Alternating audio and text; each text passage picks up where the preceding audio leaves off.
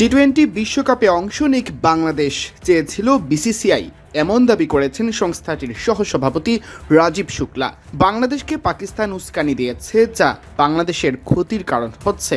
বার্তা সংস্থা এএনআইকে দেওয়া সাক্ষাৎকারে এমনটি দাবি করেছেন এই বিসিসিআই কর্তা।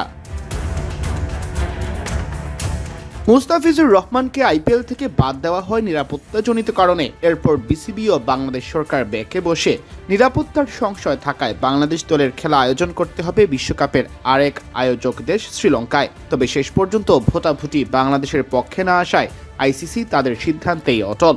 বাংলাদেশ শেষ পর্যন্ত বিশ্বকাপ বিসর্জন দিয়েছে, বদলি হিসেবে নেওয়া হয়েছে স্কটল্যান্ডকে। অনেকেই মনে করছেন ভারতের সাথে বাংলাদেশের বর্তমান সম্পর্কের নেতিবাচক প্রভাবটাই পড়েছে ক্রিকেটে। অন্যদিকে আইসিসিতে ভারতের প্রস্তাবের কারণে 2-4 মিলিয়ে অনেকেই তোপ দাগছেন বিসিসিআই এর দিকে। যদিও বিসিসিআই এর সহসভাপতি দাবি করলেন ভিন্নভাবে। বাংলাদেশ দলকে সম্পূর্ণ নিরাপত্তা দেওয়ার প্রতিশ্রুতি দিয়েছিল ভারত, জানালেন তিনি।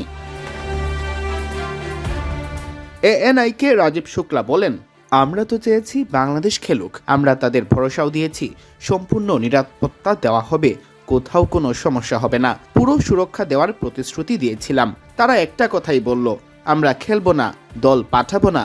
সরকার বলেছে দল না পাঠাতে, আমরা খেললে কলম্বোতেই খেলবো। আপত্তির মুখে পাকিস্তানের বিশ্বকাপ ম্যাচগুলো ঠিকই হচ্ছে শ্রীলঙ্কায়। অন্যদিকে বাংলাদেশ বিশ্বকাপেই জায়গা হারিয়ে ফেলেছে।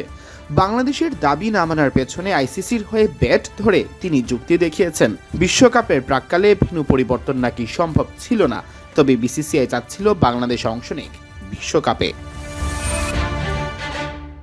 এমন দাবি করে তিনি জানান, শেষ মুহূর্তে এসে পুরো সূচি বদলে ফেলা অনেক কঠিন কাজ, খুব মুশকিল। এজন্যই আইসিসি স্কটল্যান্ডকে নিয়েছে। আমরা চেয়েছিলাম বাংলাদেশ খেলুক। ভারতের সাথে পাকিস্তানের সম্পর্ক বরাবরই শীতল। সেই পাকিস্তান এখন আবার বাংলাদেশের পাশে দাঁড়িয়েছে। তবে পাকিস্তান বাংলাদেশকে ভুল পথে পরিচালিত করছে দাবি করে রাজীব টেনে এনেছেন 1971-এর প্রসঙ্গটাও। তিনি বলেন, বাংলাদেশকে উস্কানি দিতে বড় ভূমিকা রেখেছে পাকিস্তান। পাকিস্তান বাংলাদেশের সাথে অতীতে কি করেছে তা পুরো দুনিয়া জানে। এ কারণেই তো আলাদা দেশ হয়েছে। এখন বাংলাদেশকে ভুল পথে পরিচালিত করছে। সিয়াম চৌধুরী, বিডি ক্রিক টাইম।